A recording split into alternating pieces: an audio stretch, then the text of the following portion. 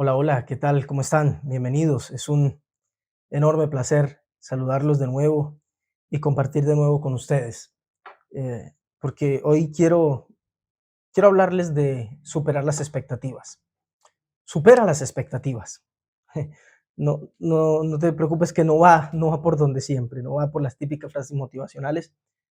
Creo que al contrario, si bien hay motivación, es un llamado de atención, me parece que vital para para el desarrollo de nuestra vida personal en general, pero pienso sobre todo que tiene mucho que ver con nuestras vidas espirituales.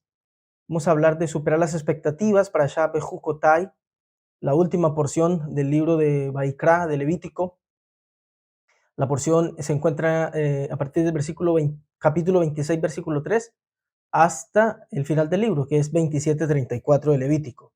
Quiero que me acompañe a leer Levítico 26, 3 al 8, tal vez. Vamos a leer unas cuantas cosas ahí que hay muy, muy importantes para nosotros. Dice así la Torá, Levítico 26, versículo 3. Si anduviereis en mis decretos y guardareis mis mandamientos y los pusiereis por obra, yo daré vuestra lluvia en su tiempo, y la tierra rendirá sus productos, y el árbol del campo dará su fruto. Vuestra trilla alcanzará la vendimia, y la vendimia alcanzará la sementera, y comeréis vuestro pan hasta saciaros, y habitaréis seguros en vuestra tierra. Y daré paz en la tierra, y dormiréis, y no habrá quien os espante, y haré quitar de vuestra tierra las malas bestias, y la espada no pasará por vuestro país, y perseguiréis a vuestros enemigos, y caerán a espada delante de vosotros. 5 de vosotros perseguirá a 100, y 100 de vosotros perseguirá 10,000, y vuestros enemigos caerán a filo de espada delante de vosotros. Vamos a dejar hasta ahí la lectura. Y, y este tipo de lecturas, particularmente, tienen, tienen ese ingrediente motivacional que es muy, muy bonito, muy agradable, muy, muy placentero, pero, que usado, no sé cómo decirlo, de manera un tanto, vamos a decirlo a la ligera, un tanto pasajera, por no decir irresponsable, busca generar, despertar en las personas expectativas acerca de la respuesta divina a mi espiritualidad, a mi forma de vida, y alientan en las personas todo tipo de expectativas, como decía, acerca de lo que voy a esperar de Dios si me comporto de esta manera, si hago esto o aquello. Y normalmente porque siempre el foco te van a leer mucho, yo daré vuestra lluvia en su tiempo y harán postales y diapositivas y frases motivacionales y promesas y no sé qué más, se lo llama esto en el folclore religioso moderno. Y con este tipo de frases, yo daré vuestra lluvia en su tiempo, vuestra trilla alcanzará la vendimia, te daré paz, dormirás tranquilo, perseguiré a tus enemigos, comerás con abundancia. ¿Qué más leímos? Todo esto, todo esto. Y eso está ahí, no lo podemos negar en lo absoluto. Pero cuando el foco debería estar en el inicio, la porción comienza in bejucotai, o sea, si en mis estatutos anduvieres. Deberíamos empezar a leer por el principio. Ese im en el hebreo es muy, muy importante. Im es lo que en inglés viene siendo el if. En nuestro idioma español es sí, pero el sí sin tilde, el sí condicional. Sí, tal cosa. Con lo cual estamos delante de algo que la divinidad ofrece, pero que debe llevarnos a concentrarnos en aquello que la divinidad exige de nosotros, toda vez que su trato para con nosotros, el trato de la vida, como configuró el mundo, lo divino, está hecho de tal suerte que la vida responda, la vida que me rodea, la vida que me sigue, la vida que vivo, la vida que llevo a cabo, sigue a lo que yo le expreso a la vida, lo que yo le doy a la vida. Por eso dice aquí la escritura, si en mis caminos perdón, si en mis decretos anduvieres, de andar, de hacer, o sea, la senda que sigues, el camino que sigues. Pero contrario a enfocarse en eso, te enfoca en el daré la lluvia a su tiempo, la tierra te dará muchos productos, el árbol te dará mucho fruto, cosecharéis mucho, tendrás todo en abundancia. ¿Y qué es lo que pasa? Vuelvo y digo, las dos cosas están ahí. Pero el asunto es que cuando te destirpan unas para alentarte, animarte, te generan un montón de expectativas y no te avisan acerca del resto. Claro, con las expectativas aumentan masas, con las expectativas alientan a la gente a atesorar la fe, pongo entre comillas, porque fe no es expectativa, lo dije alguna vez hace mucho tiempo en una enseñanza. Fe o emuná es mucho más que solamente expectativas buenas, pero te alimentan esas expectativas, te acaparan, y luego no importa que de esas multitudes acaparadas, muchos de ellos se pierdan en la misma fe, porque creyeron que la fe era la expectativa. Por eso hoy voy a hablarte de superar las expectativas. Tenemos que superar nuestra espiritualidad, tiene que ir más allá de las expectativas. Pero vaya, si es un asunto importante el de las expectativas. ¿Cuánto daño hacen las expectativas? Y no estoy diciendo las falsas expectativas. ¿Cuánto daño hacen las expectativas? Las imágenes del corazón que nos hacemos, ¿no? Las figuras que nos imaginamos, las películas del corazón que nos armamos nosotros mismos. ¿Cuánto daño hacen? He visto relaciones fracturarse por las expectativas. Una persona se casa con otra y lleva muchas expectativas. Este sí me va a hacer feliz, este sí me va a complacer, este sí me va a dar, este sí me va por aquí, por allá. Luego vienes a la relación, te das cuenta que no era tan así como lo imaginaste en tu corazón y hasta ahí llegó la relación. Cuando digo este, por cierto, es este o esta. No piensen que es que solo las mujeres se hacen expectativas. Los hombres nos encanta hacernos expectativas. Idealizamos a la pareja. Ay, esta sí es la de mi sueño. Mírenla, qué linda, qué bonita, qué figura, cómo habla, cómo se mueve, cómo sonríe. Hay un dicho en Colombia, bueno, es un tanto vulgar, pero yo lo uso no tan vulgar. Si como se mueve cocina, me le tomo hasta el chocolate o algo así. Entonces, como que, uy, mira cómo cocina, cómo sonríe, cómo se mueve, así ha de ser en todo, en el trato. Luego me encuentro con una persona que también le da mal aliento, que también se enoja, que también se molesta, que también se frustra, se aburre, se decepciona, se cansa y no está todo el tiempo como lo imaginé. Hasta ahí llegó la relación. ¿Todo por qué? Por las expectativas. Yo llego casi al extremo, yo, Edison, no es algo para que nadie trate de incorporar, pero a mí me parece que en mi mente llego al extremo de que las relaciones se echan a perder pura y llanamente es por esto, por las expectativas. Yo no tendría por qué hacerme expectativas de nada. Voy totalmente abierta, porque es que mire, cuando yo me hago una expectativa de, y esto no solo aplica a las personas, inicié hablando de lo divino, me hago una expectativa de cómo lo divino debería tratarme a mí, ¿no? No, Señor, yo te sirvo, pero es que estoy esperando ciega, cementera, cosecha, frutos, recompensas, 10,000 cosas. No pienso que las expectativas ayuden. Conozco, insisto, relaciones, no solo en lo conyugal, en términos de pareja. Conozco relaciones padre-hijo que se rompen, se dañan, se perjudican por las expectativas. Suele decirse por ahí un dicho que, bueno, para todos nosotros, los que hemos sido hijos, bueno, todos somos hijos, ¿no? Eh, nuestros papás cuando pequeños, ellos son héroes para nosotros, pero a la medida que vamos creciendo se nos caen los héroes, porque esas expectativas que nos hemos hecho de ellos se van cayendo. Pero vamos, ¿no les pasa mucho a los padres que también se les va cayendo su ideal, la expectativa que tenía de sus hijos? Y llega en ellos la decepción. Y conozco a muchos padres frustrados, a muchos padres decepcionados con relaciones echadas a perder con sus hijos o que van rumbo a echarlas a perder todo por las expectativas. Sé de padres de 40, 50, casi 60 años, con hijos de 20, de 30, de casi 40 años, que todo lo que buscan en sus hijos siempre es que les complazcan sus expectativas. Yo esperaba de mi hijo que estudiara aquello. Yo esperaba de mi hijo que cuando tenga su hogar se maneje así. Yo esperaba de mi hijo que criara a sus hijos así. Y todo lo que viven es decepcionándose por cómo sus hijos llevan a cabo sus propias vidas, sus propios hogares, la propia crianza de sus hijos, su vida profesional, su vida laboral, su vida espiritual. pasa mucho en las personas religiosas, que van y su hijo intenta seguir un tipo de espiritualidad o la espiritualidad de acuerdo con su vida, y como no sigue una espiritualidad de acuerdo a la de su papá, entonces el papá puede ya ser un adulto su hijo, tener su propio hogar, su propia familia, pero siempre quiere que se mueva de acuerdo a sus expectativas. Y esto no es bueno. No es bueno para la otra persona porque yo no puedo estar queriéndolo coartar, queriendo que él simplemente viva para complacerme.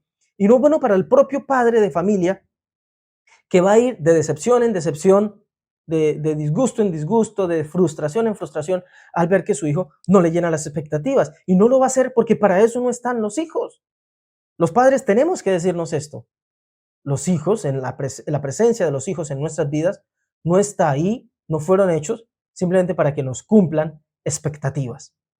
Por el contrario, hacernos expectativas muy rígidas de lo que esperamos que ellos sean, nos va a dañar. Les dañamos a ellos y nos va a dañar definitivamente a nosotros. Entonces, tenemos que crecer, tenemos que avanzar y dejar un poco a un lado esas expectativas, que en este caso se vuelven falsas expectativas, porque cuando va a ser una expectativa verdadera, si yo no puedo condicionar el comportamiento del otro, casi ni de un animal, que empezamos a trabajar con ganado, si sea pollo, ganado vacuno o ovino, lo que fuera, y, y uno puede hacer todo, ¿no? Nació en tal día, le pongo tales suplementos, le doy estos pastos, estos cereales o alimentos concentrados, lo que fuera, y calculamos todo, ¿no? En tantos meses va a tener tal peso, y luego van y las cosas se dan como se dan.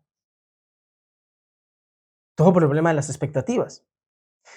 Y resulta que el tema espiritual no escapa de esta realidad, de las expectativas. Nos hacemos expectativas. Como cité en el texto de la parashá, es fácil venir, encontrar estas grandísimas y preciosísimas promesas. Dios te daré esto y aquello, dará fruto tu árbol y tu tierra producirá muchísimo y tus enemigos no podrán contra ti y te irá así, asá, asá, asá. Y es fácil llenarnos de toda esta expectativa. Bueno, ¿cómo me debe ir a mí si sigo la espiritualidad? Pues así, así, así, así. Si siembro un palo, me tienen que nacer 10. Si es un árbol de manzana, me tienen que dar manzanas y peras a la vez. No, tampoco somos tan tontos, ¿no? Pero de veras que nos creamos un montón de expectativas y se nos olvidan un montón de detalles que hay alrededor de todo esto. Pero ¿sabe una cosa?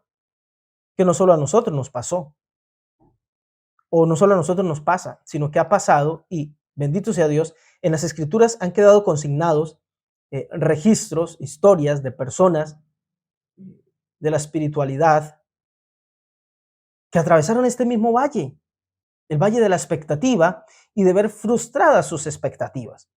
Todo incluso alimentado, tal vez, como me parece lógico, en la misma Torá. Me refiero al caso de el salmista en el Salmo 73. Si quiere, busque conmigo y vamos a echarle un ojito a este texto porque es fantástico. Salmo 73. La realidad de un personaje muy espiritual que tenía expectativas. Esperaba cómo debería irle al que sigue el camino de la verdad, de Dios, de la justicia, de la santidad, como quieran. Y cómo debería irle a los otros que deciden no tomar este camino. Y luego llega el Salmo 73 y nos cuenta cómo le fue a él en la vida. Salmo 73, vamos a leer los primeros 8 versículos tal vez. 73, 1, Salmos. Ciertamente es bueno Dios para con Israel, para con los limpios de corazón.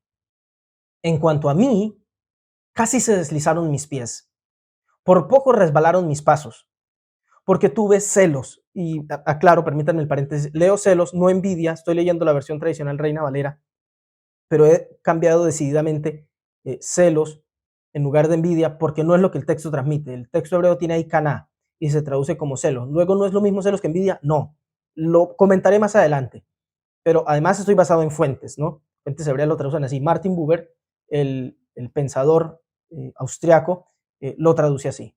Continúo. Porque tuve celos de los arrogantes, viendo la prosperidad de los impíos, porque no tienen congojas por su muerte, pues su vigor está entero. No pasan trabajos como los otros mortales. No son azotados con los demás hombres. Por lo tanto, la soberbia los corona. Se cubren de vestido, se cubren de vestido de violencia. Los ojos les saltan de gordura. Logran con creces los antojos del corazón. Se mofan y hablan con maldad de hacer violencia. Hablan con altanería. Vamos a dejarlo hasta ahí. Ahorita vamos a seguir yendo al Salmo, pero vamos hasta ahí, porque es fantástico. El salmista cae en algo que él llama, por poco se resbalaron mis pies. ¿Y qué es eso que él resbala los pies? Porque él se hizo expectativas. Bueno, yo sirvo a Dios, yo soy justo, yo me considero en el camino de los piadosos, de los píos, yo me considero en el camino de la verdad. Y me pongo a analizar mi vida, me pongo a analizar cómo se ve Israel, el pueblo, y me toca guardar silencio. Pero luego, cuando contemplo el camino de los arrogantes, de lo que llaman los impíos, por eso usé ahorita el pío, pío de piadoso, impío es impiadoso, no quiero hacer reduccionismo, ahorita vamos a ver, pero digamos traduciéndolo a un lenguaje accesible. Él analiza el camino del impío y él ¿qué ve? Él ve que no tienen congoja por su muerte, que su vigor está entero, que no pasan trabajos con los demás mortales. Es tanta la grosura, eh, como se regodean en sus manjares, que hasta los ojos se les sale de la grasa de sus banquetes. Y todo es bien. Tienen figuraciones en su corazón, imaginaciones en su corazón que llevan a cabo. Se mofan al hablar con maldad de hacer violencia. Son altaneros. Y entonces viene el salmista y analiza todo esto y dice, por poco y se resbalan mis pies. Porque él tenía una expectativa. Yo sigo el camino, me debe ir así. Estos que no siguen el camino, les debe ir terriblemente mal. Pero él se da cuenta que no es así. Y él analiza y dice, les cuento una cosa, en mis celos de cómo les iba a estos malos, casi se resbalan mis pies. Porque yo me hice una figuración. A mí me tiene que ir así y a estos les tiene que ir así. Pero resulta que a mí me va como le debería ir a estos y a estos les va como me debería ir a mí. Él tenía una expectativa de cómo debería conducirse el mundo. Y cuando ve que el mundo, por alguna razón, no se conduce así, casi se resbalan sus pies. Aquí lo dice suave. Casi se resbalan mis pies, pero más adelante el salmo se pone fuerte, porque el salmista dice, tan torpe era yo, tan necio era yo, me comporté contigo, le dice a Dios, porque en el salmo es precioso, intercambia, le habla a su oyente, cuenta su propio relato, intercala con expresiones hacia Dios, pero llega un punto donde dice, yo ni sabía lo que hablaba, era tonto, era torpe, era necio, se llenó de amargura por las expectativas. Pero el proceso de comprensión de la gran realidad detrás de esta aparente realidad contradictoria y desesperanzadora que tiene el salmista es un proceso de comprensión que es muy clarificador para nosotros y creo que nos hace muy bien prestar atención y aprender de él para nuestras propias vidas. Así que vamos a hacerlo. El salmista tiene un proceso a través del cual Dios le muestra toda la gran realidad espiritual detrás, la gran realidad de vida detrás de esa aparente realidad contradictoria, a saber, la de que al justo parecería que no le va tan bien, pero resulta que al malvado, al impío, pues le va a todo dar. Una realidad contradictoria y desesperanzadora, porque si esa es la esperanza de Dios, ¿yo qué voy a seguir? ¿Cuál espiritualidad? ¿Para que me vaya? Si no mal, por lo menos no bien, no me va bien. No debería ser así, pero el proceso que atraviesa el salmista para llegar a la realidad de la vida es fundamental y creo que tenemos que atravesarlo nosotros para que ya avancemos de esa fe basada en expectativas, que cuando no se da, muere la expectativa, muere mi fe, no quiero saber nada de espiritualidad, y avancemos a una emuná, una certeza verdadera entendiendo los caminos del Señor, al menos a la luz de este salmo. Entonces, el salmista empieza con su proceso y empieza muy interesantemente. Dice el mismo Salmo 73, en el versículo 13, dice, verdaderamente en vano he limpiado mi corazón. Aquí también debe ser una variación, mejor traducir, verdaderamente en, en nada he limpiado mi corazón. En el vacío he limpiado mi corazón. La palabra hebrea que aparece ahí puede traducirse perfectamente así, en vacío. Y ya más adelantito vamos a ver por qué. Pero dice él, y lavado mis manos en inocencia. Verdaderamente he limpiado en el vacío mi corazón y lavado mis manos en inocencia. Aquí hay que prestar mucha atención a los términos. El ideal que el salmista alcanza, el que lo libró del casi resbalón de sus pies, como dice él, es lo que él llama pureza de corazón. Y es muy importante aquí que distingamos estos términos y que sepamos distinguir los contrastes. Él dice que llegó a limpiar en la nada o en el vacío su corazón. Vamos por partes. En el vacío. ¿Por qué? Porque lo primero que hay que hacer es buscar ese vacío. ¿Vacío de qué? Vacío de todo. Vacío de expectativas. Vacío de imágenes. ¿Qué es lo que nos hace daño? De hecho, en una interpretación muy curiosa de los textos de la Torá, Martin Buber nos explica acerca del mal del corazón. Por ejemplo, cuando Dios hace, después del diluvio, dice, no contenderá más mi espíritu con el hombre, porque la tendencia del corazón del hombre, o sea, la imagen, la forma que el hombre le da a su corazón, es mala desde su juventud. O sea, cuando el hombre llega a la adolescencia empieza a hacerse figuraciones, imágenes, expectativas del mundo, ahí empieza a entrar el mal en su vida, cuando se hace ideas de lo que debería ser tal o cual cosa. Entonces, cuando dice aquí el salmista, yo he limpiado mi corazón en el vacío, es que llevó a su vida a un momento donde, bueno, necesito despojarme de toda idea, de todo. Lo que Meister Eckhart, el místico alemán, llamaría el deshacimiento. Voy a deshacirme de todo, y todo para él es todo. Todo, en la nada. Voy a seguir la espiritualidad, pero me voy a despojar de todo, de toda expectativa, de toda esperanza de que se salga aquí, así, allá, porque yo, con esas imágenes que me armo de la vida, lo único que he llegado es a que casi resbalen mis pies. Entonces dice, en el vacío limpié mi corazón. Ahora, tenemos que entender el concepto aquí de limpieza de corazón, pureza de corazón. La línea divisoria fundamental ya no va a separar pecadores y no pecadores, sino puros de corazón e impuros de corazón. Esto es fundamental para nosotros. Tenemos que entender que para el salmista aquí hay dos grupos de personas. El puro de corazón, que es de donde él se estaba alejando y a donde quería retornar. Y él dice, bueno, de verdad que en el vacío tuve que volver a la pureza de corazón y lavar mis manos en la que se traduce aquí como en inocencia. Vamos por partes. Señalo lo de la diferencia que no hay que hacer entre pecadores y no pecadores, sino en puros de corazón y no puros de corazón, porque también el pecador cuyo corazón se purifica siente la bondad de Dios. ¿Cuál es el problema del salmista? Que no veía la bondad de Dios. Dice, a mí casi se me resbalan los pies porque yo vi que el que le va bien es al malo, al, al impío, al perverso. Pero él no lograba ver el bien. Por eso es que el salmista empieza su salmo de manera muy, pero que muy interesante. Tal vez usted no se haya fijado. Pero antes de él decir que se le resbalan los pies, él dice algo muy importante, que es la base de todo nuestro salmo. Lo que pasa es que normalmente se pasa por ahí por alto esta parte porque se va al punto del error, del desliz. Pero la conclusión del salmista al final de toda su historia, él la esboza en lo que es el primer versículo, que podría ser introductorio de toda su experiencia.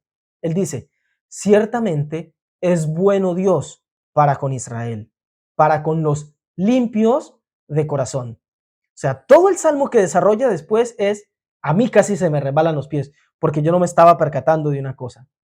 Yo no era capaz de darme cuenta que Dios es bueno, con los limpios de corazón. No podía ver la bondad de Dios y lo más probable es que yo no estaba limpio de corazón y por eso no la veía, porque es requisito para ver la bondad de Dios ser limpio de corazón. Ya vamos a ir a profundizar en todo esto. Pero entonces es importante notar aquí la diferencia, limpio de corazón e impuro de corazón. Este es el que tiene conflictos en el contraste, pero no es ya pecador y no pecador, porque el pecador cuyo corazón se purifica también puede sentir la bondad de Dios que se le revela. De modo que, en tanto que Israel purifique su corazón, sentirá que Dios es bueno, es lo que está diciendo el salmista. Así es como tenemos que entender todo lo que se dice en este salmo después sobre el impío. Impío, impiadoso, o sea, no es piadoso, no es sadik, no es justo, no es limpio de corazón. Los impíos son aquellos que persisten deliberadamente en la impureza del corazón, lo cual es distinto del pecador. Ahora vamos a ver las diferencias en estos términos, pero permítame avanzar. El estado del corazón es el que decide si alguien vive en la verdad, en la que se siente la bondad divina, o en la apariencia, en la que se confunde el hecho de que a alguien le va mal con la ilusión de que Dios no es bueno con algunos. Esto es fundamental. Lo voy a repetir. El estado del corazón, el estado en que se encuentra nuestro corazón, de limpieza, pureza o no, bueno, ese estado decide si alguien vive en la verdad. Porque una persona que vive en la verdad, vive en la pureza de corazón, siente la bondad divina. La bondad divina está ahí, pero solo el puro de corazón la ve. Por eso dice el Salmo, ciertamente o verdaderamente Dios es bueno con el limpio de corazón. O sea, solo el limpio de corazón lo puede ver. Porque el que no lo es, vive en la apariencia. Y en la apariencia se confunde el hecho de que a alguien le va mal con la ilusión de que Dios no es bueno con algunos. Pero esto solo se percibe en la impureza del corazón. El estado del corazón es el que decide. Por eso es que corazón es la palabra predominante en este salmo. Aparece 6 veces. Aparece 6 veces. Entonces, tras la tesis básica, el salmista nos muestra, tras la tesis básica que esboza en el comienzo, pasa ahora a narrarnos cuáles fueron los extravíos de su experiencia de vida. Él ve el bienestar del impío, oye su jactancia día tras día, que lo ha llevado a él como espectador al abismo del escepticismo desesperado. ¿De verdad valdrá la pena? Él ya no puede creer en un Dios vivo y activo. Esto es lo que le pasa al salmista, que ya no puede creer en un Dios vivo y activo. Sí, hay un Dios creador, el problema aquí no es de falta de fe. Él se dirige a Dios, pero casi se le resbalan los pies porque, bueno, Dios habrá en todo caso hecho al mundo y lo dejó para que aquí nosotros nos entendamos y nos desenvolvamos como podamos. Esa es la premisa del impío. El impío cree que Dios hizo un mundo. Pues perfecto. Pero luego se entiende del mundo. No, Dios no tiene injerencia, no cree en un Dios vivo y activo. Aquí desenvolvámonos como podamos. Hagamos lo que se nos antoje. ¿Acaso ve Dios, dice el impío? ¿Acaso ve Dios nuestros caminos? Ese es el asunto aquí. Dios no ve. Dios no ve. Dice el versículo 11. Dicen, ¿cómo sabe Dios? ¿Hay conocimiento en el Altísimo? Los impíos son los que dicen esto. Es que el impío no es necesariamente un incrédulo o un ateo. Estamos delante de alguien que, bueno, ok, hay Dios, pero ¿acaso él sabe lo que pasa aquí? No, decidió no saber, no se interesa a nosotros. Pues el piadoso salmista analiza el camino del impío, oye de su jactancia, de su bienestar, y le contamina el corazón, la expectativa le contamina el corazón y se contagia del bicho de la impiedad. La impureza de corazón que lo lleva a ver, tal vez no haya un Dios vivo y activo. Un Dios creador, pues bueno, sí, pero vivo y activo en su mundo, involucrado con la realidad de lo que pasa aquí en la tierra, no. Y por eso dice, a mí se me desviaron los pies. Casi nada. Me dejé llevar por las expectativas apenas y tropecé en mi andar. Aquí es fundamental los términos. Pies, andar, o sea, la vida que llevaba, el caminar. La espiritualidad no es algo para simplemente la abstracción, la meditación, sino para la vida, para el caminar, para el vivir diario. Ahí fue donde él se resbaló.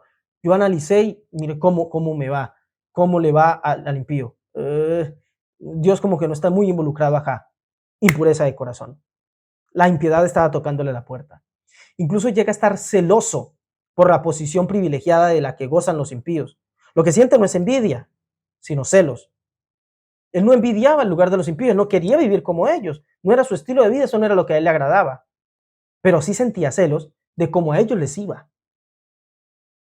Justo ellos, los impíos, son ostensiblemente favorecidos por la vida. Les va bien. Y la prueba de que lo son es lo protegidos que están del destino. Para ellos no existe las molestias del destino que a todos los demás les ponen límites y obligaciones. Jamás saben de congojas, dice el salmista. Es así que estos sujetos que se sienten superiores a todos y se jactan de su barriga llena y gorda, como dice el salmista, cuando se los ve a los ojos, esos ojos se les salen de la cara por la grasa, se ven las pinturas del corazón, las idealizaciones de su soberbia y su crueldad. Y el salmista entra en crisis. ¿Y esto qué? ¿Quién me explica esto? Hasta ahí la primera parte de su salmo, en la que el hablante, el narrador, el salmista, nos describe sus arduas experiencias, la fortuna de los malvados. Y luego pasa a explicarnos cómo fue que su concepción de dichas experiencias se modificó sustancialmente al analizar un poco más profundo. Dado que una y otra vez tuvo que oponer su propia vida, oponerla a la sarcástica comodidad de los impíos, a los que les va bien por ser impíos, aparentemente, él se da por vencido. Él se da por vencido cuando hace este contraste, su vida en contraste con aquella. Y dice, no me corresponde comparar de esta forma. Mi propio corazón no es puro. Y entonces procede a limpiarlo. Y es ahí donde se empieza a poner bueno todo en realidad todo es muy bueno. Pero digo, él se percata de que su camino no es bueno y dice, tengo que limpiar mi corazón. Y lo hace, como les digo, lo hace en el vacío, en la nada.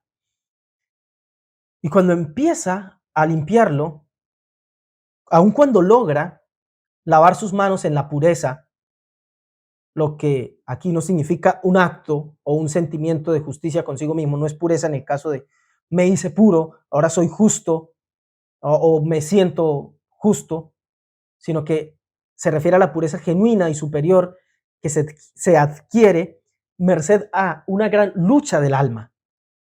Así lo expresa Buber en un comentario que hace a este salmo en Imágenes del bien y del mal. Él logra esta pureza que es la pureza genuina y superior que se adquiere merced a una gran lucha del alma. La lucha en limpié mis manos en la pureza es me esforcé en purificar mi corazón de todas esas imágenes de cómo debería ser, me despojé de todo en el vacío, limpié mi corazón, no siguiendo el camino de esta gente, de que piensan que no hay un Dios involucrado en la vida, sino que me detengo a verlo, por lo menos me limpio de toda expectativa para ver si actúa o no en esa pureza, en esa lucha álmica, ahí logro la pureza de corazón, la limpieza de mis manos, porque la pestilencia persiste. O sea, él intenta despojarse de expectativas, pero sigue viendo una cosa, le sigue yendo bien a esa gente. Y ahora esta pestilencia se adhiere a él como lepra. Y como la lepra de los personajes bíblicos, pasa por ser una señal de que la relación entre el cielo y la tierra está interrumpida. Eso es lo que él ve. Al salmista le sobreviene una inquietud cada mañana, después de cada noche, peleando en su mente con estas ideas y sobrecargado, por supuesto, de un dolor que le aflige. Y él analiza, esto ha de ser sin duda un castigo, pero ¿por qué se me castiga? Está bien, yo impurifiqué mi corazón y por eso es que me va mal, pero luego la impureza de corazón era pensar que no había injerencia de Dios en el mundo. Pero ¿por qué se me ha de castigar por eso? Ahora tengo que cambiar esa idea y darme cuenta que no es así, pero ¿por qué se me castiga? Y el horrible enigma de la suerte de los impíos vuelve a enfrentársele a su pesar. Porque él dice, pero ¿por qué al malo le sigue yendo bien? Y entonces surge en él la tentación de acusar a Dios, como Job. Siente el impulso de contarlo como es. Si quiere, revise conmigo el versículo 16. Desde el 13 venía diciendo, verdaderamente en vacío he limpiado mi corazón y lavado mis manos en inocencia. He sido azotado todo el día y castigado por las mañanas. Después de mucho discurrir, él sentía, bueno, esto ha de ser un juicio, ¿no? Me castigan, pero en todo caso, ¿por qué? Y él analiza que al impío le sigue yendo bien. Y él entonces dice, si dijera yo, hablaré como ellos, he aquí, a la generación de tus hijos engañaría. Cuando pensé para saber esto, fue duro trabajo para mí. Esto es muy importante, este texto, verso 16 del Salmo 73. Él siente el impulso de contarlo, pero se resiste y se sobrepone a esa tentación. A la tentación de decirlo como lo analizó. Bueno, es que Dios simplemente está trayendo esto. Dios, ¿qué quiere? Porque sí, porque me escogió para sufrir. Él no sigue a la tentación de Job. Él se sobrepone a esa tentación y no dice nada. Es por eso que dice el Salmo. Cuando pensé para saber esto, fue duro trabajo para mí. Él pensó en decirlo. Dijo, pero si yo hablara como ellos, he aquí, a la generación de tus hijos traicionaría. Aquí se empieza a poner esto mejor todavía.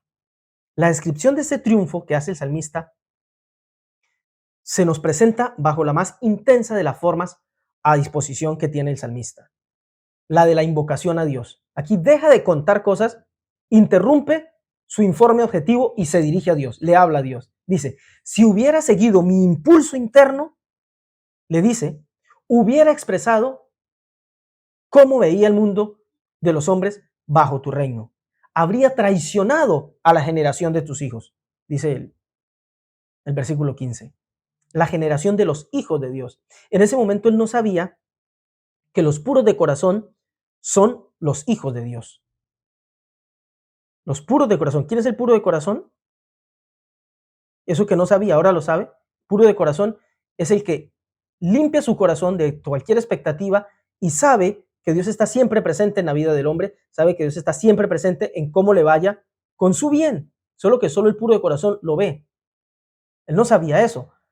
Por eso él dice, si yo hubiera contado las cosas como las veía, si hubiera seguido la tentación de Job, hubiera dicho, no, es que esto es que Dios lo impone así, pero los habría traicionado. Si él se hubiera revelado y hubiera acusado a Dios, dicho, no, esto me lo impuso Dios, él se hubiera revelado y hubiera traicionado a lo que él llama la generación de los hijos de Dios. ¿Cómo los hubiera traicionado? Porque el hecho de que ellos siguen sufriendo y no se quejan. Que haya gente que viva la vida, sufra la vida, con todas sus vicisitudes, con todo lo que ocurre, y no se quejen, no le echen una culpa a Dios. Esto hace que estos hijos de Dios se pongan por encima de él. Si él hubiera hecho la fácil, no, pues, yo sí soy bueno y todo, y sigo el camino del bien, y serán cosas de Dios. Dios me envió esto como castigo por razones que solo él sabe. Él habría traicionado a sus hijos. Suenan estas palabras como si él opusiera su expresión hijos de Dios a Job, el siervo de Dios. Job era el siervo de Dios, lo servía y lo servía aún en el sufrimiento, pero estos hijos de Dios no analizan un sufrimiento como enviado de parte de Dios. Son puros de corazón y el puro de corazón que ve bondad de Dios. Así empieza el Salmo. Ciertamente, Dios es bueno para con Israel, para con los limpios de corazón. Él, el salmista, mejor guarda silencio. Incluso en el momento en el que el conflicto del mundo de los seres humanos ardía en su corazón, ya purificado de expectativas, pero que aún seguía viendo que como que le va bien al impío y a él no, ya no tiene expectativas de cómo le debe ir, pero guarda silencio y ni siquiera se atreve a decir, bueno, esto será cosa de Dios que me envía el sufrimiento. Él guarda silencio y ahora pone toda la fuerza de su intelecto al servicio de conocer el sentido de este conflicto. Ojo, conocer entre comillas. No es un conocer de ver dónde leo en un libro de qué se trata todo esto. Conocer en la experiencia. Conocer en el hebreo viene con la idea de contacto. Conocer es relacionar. Conocer es entrar en contacto con. Yadá. Conoció Adán a su mujer y ella concibió. O sea, entró en contacto. Entonces, él pone todo su intelecto al servicio de conocer. Bueno, pienso en esto, luego voy y vivo la vida porque necesito entender esto. Él necesitaba conocer el sentido de ese conflicto. Y él obliga a que los ojos de su espíritu vean a través de la penumbra de lo que le está oculto hasta ahora para descubrir. Y no percibe nada nuevo, sino siempre el mismo conflicto. Y un mismo conflicto que le parece ser una parte apenas de esa angustia que se impone sobre él, sobre todo, con excepción de los dichosos impíos.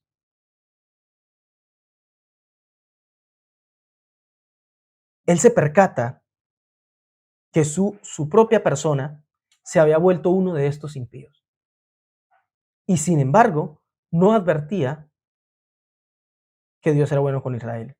Luego limpia su corazón, se despoja de expectativas, pero sigue sin advertir que Dios es bueno con su pueblo, con Israel, con el limpio de corazón. Hasta que él tiene una experiencia que llama hasta que entré en el santuario de Dios. Así lo dice el Salmo. Vamos a leer de nuevo versículos anteriores para llegar. Dice, verdaderamente he limpiado en el vacío mi corazón y he lavado mis manos en inocencia, pues he sido azotado todo el día y castigado todas las mañanas. Si dijera yo, contaré esto, si hablara como ellos, traicionaría a la generación de tus hijos. Entonces, cuando pensé para saber esto, fue un duro trabajo para mí. O sea, me costaba encontrarle sentido. Puse las fuerzas de mi intelecto para que se sobrepusieran. Abrí los ojos del Espíritu para entender y era muy pesado. Pero dice el versículo 17. Hasta que entrando en el santuario de Dios, comprendí. Hubo algo que lo ayudó. Entró en el santuario de Dios. Y ahí se consuma el auténtico giro en la vida ejemplar de este salmista. Digo ejemplar en el sentido de que es ejemplo para nosotros y ahí nos vemos identificados. Quien es puro de corazón, dije, siente que Dios es bueno con él. Pero ojo, escuche, no como consecuencia de la purificación. No es que yo necesito limpiarme de corazón para que Dios me recompense y entonces me vaya bien. No como consecuencia de la purificación, sino porque recién cuando se es puro, puede entrar en los santuarios. Cuando yo me purifico de corazón, me libero de toda expectativa, entro en el santuario de Dios. Y esto, por supuesto, que no se refiere al templo de Jerusalén. Estos recintos, este santuario, no son los aposentos del templo de Jerusalén, sino los sagrados misterios de Dios. Él está buscando algo que comprender. Dice, quise entender esto y me fue tarea pesada hasta que entré en el santuario de Dios.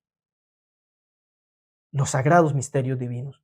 Solo a aquel que se acerca a ellos se le revela el verdadero sentido del conflicto. ¿Cuál es el conflicto que tenemos en mente? ¿Por qué yo sirvo aparentemente a la bondad y no me va bien? ¿Por qué la gente que anda por ahí sin Dios, sin creer que Dios se ocupe en cómo son ellos, en cómo tratan al otro, en cómo hacen aquí y allá? Porque a ellos sí parece que les va bien. Bueno, eso es todo un misterio. Pero solo aquel que se acerca a los sagrados misterios de Dios, se le revela el sentido de ese conflicto. ¿Y cuál es el sentido de ese conflicto? Lo que el salmista expresa aquí cuando habla de los impíos. Él pasa a explicarnos cómo es que funciona esto. El verdadero sentido del conflicto para los opositores, para los impíos, en oposición a lo que serían los rectos de corazón. Que ojo, no es como podríamos interpretar, ¿cómo se dice? Superficialmente, como entendiendo que no te preocupes, has de entender que al final Dios va a mudar la historia un poquito y van a reemplazarse los roles en la vida. El actual estado de cosas va a cambiar y al final va a haber un modo de vida distinto en el cual al final a los buenos les irá bien y a los malos mal. No es lo que viene a decirnos el salmista. Lo que él viene a decirnos implica que los malvados en realidad no existen. Quiero que lea conmigo el versículo 17 hasta el 20. Miren lo que dice el salmista. Dice, hasta que entrando en el santuario de Dios, comprendí el fin de ellos. Ya, pasa a hablarlo. Comprendí el fin. Ojo, aquí son muy importantes las palabras, es lo que le vengo diciendo. Porque él no dice, voy a comprender. O sea, al final vamos a ver, comprendí. Pasado, él ya nos está contando que ya tuvo esa experiencia, ya lo vio, ya se percató de esta verdad, vio el fin de ellos, no como una revelación profética del fin de los tiempos, vio su fin, su inexistencia. Dice, entré en el santuario de Dios y no los encontré. Comprendí su fin. Ciertamente los has puesto en deslizaderos. O sea, el camino que ellos llevan, deslizaderos, ¿se acuerdan cómo inicia el salmista? A mí casi se me resbalan los pies. O sea, casi empiezo a caminar en los deslizaderos que estos andan. El camino que llevan los lleva rumbo a la inexistencia. Dice, en asolamientos los haces caer. ¿Cómo han sido asolados de repente? Perecieron, se consumieron de terrores, como sueño del que despierta. Así, Señor, cuando despertares, dice esto de Dios, menospreciarás su apariencia. ¡Wow! Lo que nos está diciendo el salmista acerca de este tipo de personas es que estos malos, estos impíos, en realidad no existen. Y su fin solo acarrea su alteración. La de que ahora sienten inevitablemente su no existencia. ¿Cuál es el fin para el impío? Darse cuenta que su vida no ha sido nada. No existen. Su no existencia. Que cuando la han sospechado, siempre se las ingeniaron para reprimir. Su continuidad pisaba terreno resbaladizo, es lo que se da cuenta el salmista, en los santuarios, o sea, en el misterio de Dios. Su vida estaba dispuesto de un modo tal que cayera en trampas, para que cayeran, para que tomaran conciencia de su propia nulidad, lo cual, cuando prestamente sucede al final, el gran terror se cierne sobre ellos, se desploman aterrorizados. Su existencia, la de los impíos, por así decirlo, ha sido apenas una figura de un sueño de Dios. Al despertarse, Dios se libera de ese sueño y desdeñosamente mira cómo se desvanece esa figura. Así, eso es lo que comprende el salmista. Que el que toma el camino del mal, yo a Dios no lo veo involucrado en ningún lado, Dios habrá creado el mundo, pero esto quién sabe qué será. Bueno, el que piensa así, se mete en el terreno de estos tipos. ¿Sí? Hagamos aquí como que cualquier cosa está pasando, lo importante es pasarla bien, pasémosla bien, qué cuento que Dios, sí, alguien habrá hecho el mundo, Dios existe definitivamente, yo creo eso, pero aquí vivo como me da la gana, aquí no me interesa la vida que llevo. Bueno, ellos van a ser el mal sueño de Dios. Lo dice el salmista. Cuando el Señor despierte, cuando se acabe esta vida, va a ser el despertar de Dios. ¿Y esa gente dónde estará? Fue consumida porque no fue más que un mal sueño, no fue más que una pesadilla, la pesadilla divina. Parece místico, pero es fantástico lo que analiza aquí el salmista. Parece recordarnos ciertos escritos de Borges, de Dante, de todo esto, ¿no? Muy, muy interesante. Pero el salmista ha tenido esta visión al acercarse a los misterios de Dios, en los que el conflicto se resuelve. el conflicto se resuelve. No vuelve a expresarla ya en el contexto de su relato, sino en una de las alocuciones intercaladas que él hace a su Dios. Y en esa misma alocución confiesa con una severa autocrítica que en ese momento se le reveló el error en el que hasta entonces había vivido y a causa del que tanto había sufrido. Por eso, al terminar esto, cuando termina y dice, los malos no se percatan de que ni existen. Son solo un mal sueño. Cuando Dios despertare, no lo verá. ¿Dónde estarán? Menospreciará su apariencia. Esta gente no fue más que un mal sueño. O sea, entregó su vida al desvarío, porque sienten que esta vida no es nada. Dios habrá hecho el mundo allá, pero estará durmiendo y yo solo soy el sueño de Dios. No me interesa cómo vive acá. No ven al Dios vivo involucrado en su vida. Cuando actúan con el prójimo como si no hubiera Dios. Se regodean en su grosura. Lo que les importa es comer y beber y que les vaya bien. El salmista se detuvo a analizar eso, sintió celos de cómo le va al malo y cayó en la pesadilla divina. Y dijo, no, yo de aquí me tengo que escapar. Pero entra a los santuarios de Dios y es liberado de la Matrix. Y cuando se da cuenta por fin de esta revelación, al entrar en los misterios divinos, dice en el Salmo 73, 21, al agitárseme el corazón, se me desgarraban los riñones. Wow. Verso 22, tonto fui, estúpido fui, y no entendía nada. He sido como una bestia contigo, dice el salmista. Con este contigo, yo me porté contigo así, concluye significativamente la parte intermedia del Salmo. Y el primer verso de la siguiente sección inicia con la misma expresión, contigo. Repite significativamente la misma palabra. Y ahí viene la confesión. Dice, al agitárseme el corazón se me desgarraban los riñones. Estúpido fui y no entendía nada. He sido como una bestia contigo. Con todo, yo siempre estuve contigo. O sea, ¿sabes qué, Señor? Yo me doy cuenta de una cosa. Es fantástico el saber que tú estás en el mundo, que tú creaste el mundo, pero no va a hacer mucha diferencia el que tú hagas tu bien si yo no procuro apegarme a ese bien. Yo me comporté como un tonto, como una bestia contigo, pero ¿sabes qué? Siempre estuve contigo. Estabas ahí para mí y yo no me percataba porque yo no te elegía. Tú me elegías, pero yo no te elegía. Mucho se habla de que el pueblo elegido de Dios, los escogidos por Dios, ¿de qué nos sirve que Dios nos elija si nosotros no le elegimos? Somos nosotros los que tenemos que elegirle. Dice el salmista, yo siempre estuve contigo, me tomaste de la mano derecha, me has guiado según tu consejo y después me recibirás en gloria. Ojo, me has guiado según tu consejo. Aquí aparece la idea de la presencia divina como consejo guiador. Ojo, presencia divina, me percato de tu presencia, no es que tú creaste el mundo y estás por allá, me percato de que tú estás aquí, limpio mi corazón, me libero de toda expectativa, me concentro y me doy cuenta que sí estás aquí, tu presencia se me hace palpable, visible, me hago consciente de ella. Entonces aparece tu consejo guiador. Tú me guías, pero ojo, el consejo guiador no exime al hombre de la dirección y el andar de sus pasos. Él debe decidirse ahora por Dios. Ya Dios se decidió por él, ahora yo tengo que decidirme por ti.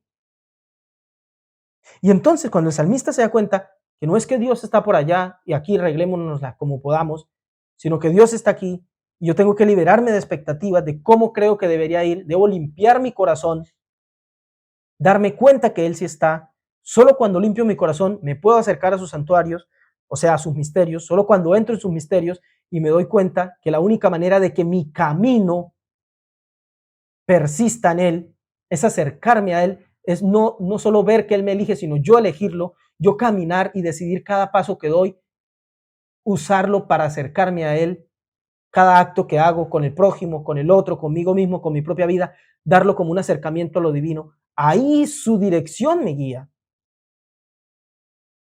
Ahí su mano me toma de la mía y me guía su consejo y después me recibirá en gloria. Recién ahí me libero del camino del impío y me ubico en la senda del limpio de corazón, porque el limpio de corazón puede ver que Dios es bueno con él. Y entonces dice el salmista en el Salmo, en el versículo 25, ¿a quién tengo yo en los cielos sino a ti? Pero de nuevo, un Dios de los cielos. Dice la segunda parte del versículo, fuera de ti nada deseo en la tierra.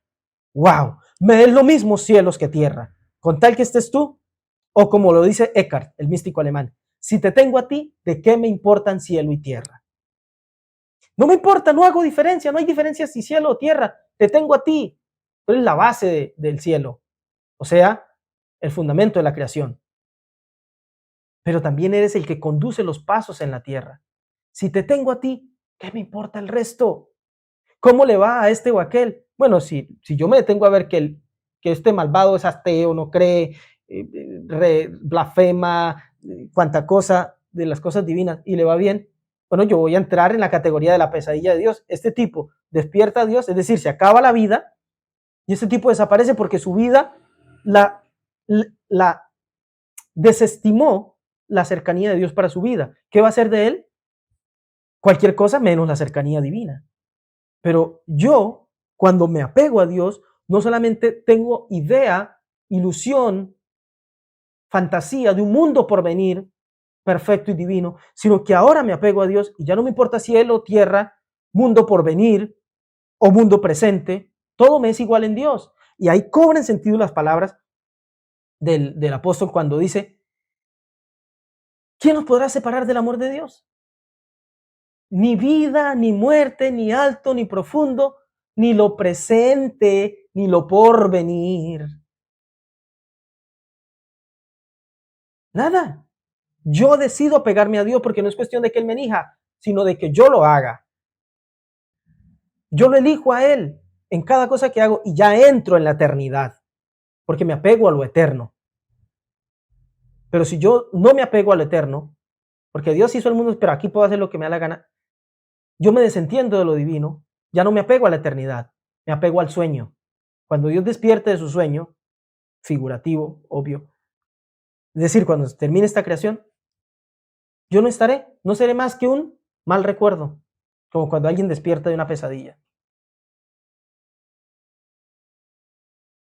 Fácil, fácil, fácil.